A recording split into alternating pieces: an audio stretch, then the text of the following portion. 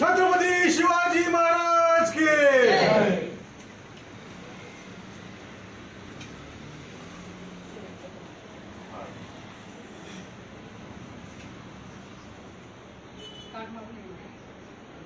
सरसेनापती बाळासाहेब ठाकरे यांचा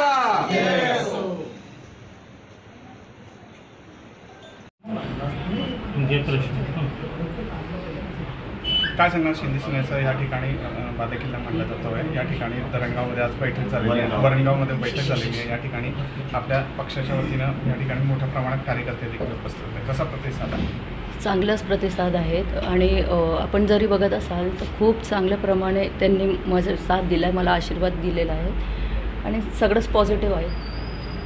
काय काय चर्चा झाली कार्यकर्त्यांशी? काय पाठबळ देण्याचं आश्वासन दिलेलं आहे आपल्या कार्यकर्ते शिंदे सेनेचे? मी मतदारांशी मतदान मागितलं आहे, त्यांचा आशीर्वाद मागितला या ठिकाणी आणि ते नक्कीच माझा साथ देतील आणि लाडकी बहीण म्हणून ते नक्कीच खंबीरपणे माझ्यासोबत उभे आहे.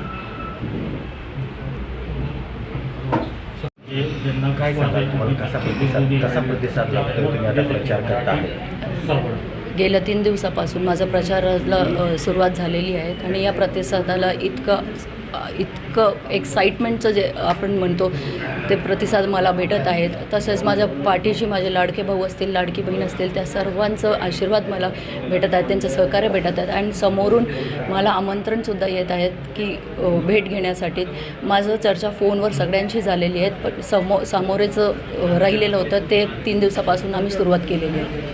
एक वरपर्यंत युती आहे तुमची सर्वांची, तुम्हाला काय वाटलं बंडखोरी करून उभा राहावं असं? हे बघा, बंडखोरी हा शब्द सगळ्यात आधी नाशिकमधून आलेला आहे. आम्ही बंडखोरी नाही केली, माझा फॉर्म शेवटच्या वेळेस भरलेला गेला होता, तर हा बंडखोरी त्यांना आधी केलेली आहे. तुम्हाला का वाटलं तुम्ही उभं राहावं असं का वाटलं? तर सगळं तुमची युती असताना तुम्ही का उभं राहिला? हे आमची हक्काची जागा होती आणि जर शिवसेनेला 4 जागा देण्यात आली होती त्यामध्येही त्यांना गीते भावांना तिथे आपल्यासमोर आपले